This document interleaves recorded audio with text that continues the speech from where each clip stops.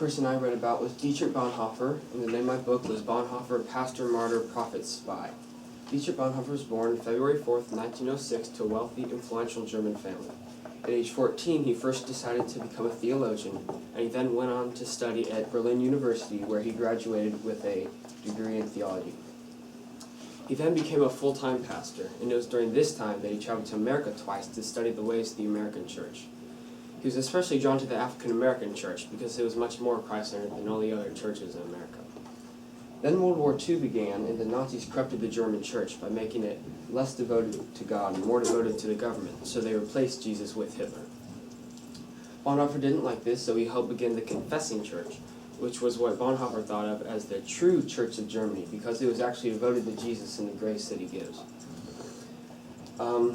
He then joined the conspiracy to kill Hitler. He joined the German Advair, which was a German intelligence agency, and in this job he could travel abroad without being under suspicion of the Gestapo. He also gathered information about Hitler that he shared with other conspirators. But then someone's journal was found that talked about Bonhoeffer's part in the conspiracy. He was then arrested by the Gestapo and put into Tegel Prison, which his uncle was in charge of. So he got special treatment and was most likely kept alive much longer than he otherwise would have been. But he was then sent to a concentration camp where he was hanged at age 39 for treason. He had many honorable character traits that helped him achieve such great things. Through them were bravery, joyfulness, and obedience.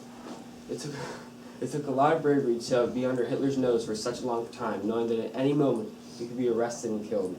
His joyfulness helped him befriend his prison guards, so that he got special treatment from them, and again was most likely kept alive much longer. His obedience was his most important trait because he believed that the most important part of life was to obey God no matter what. He believed that God wanted him to help the Jews and fight against Hitler, and he did this until he was killed.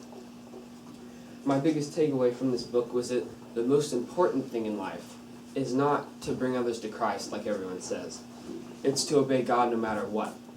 And that includes bringing others to Christ, but there's a lot more to life than just that. I recommend this book. It's really interesting. It's a little long.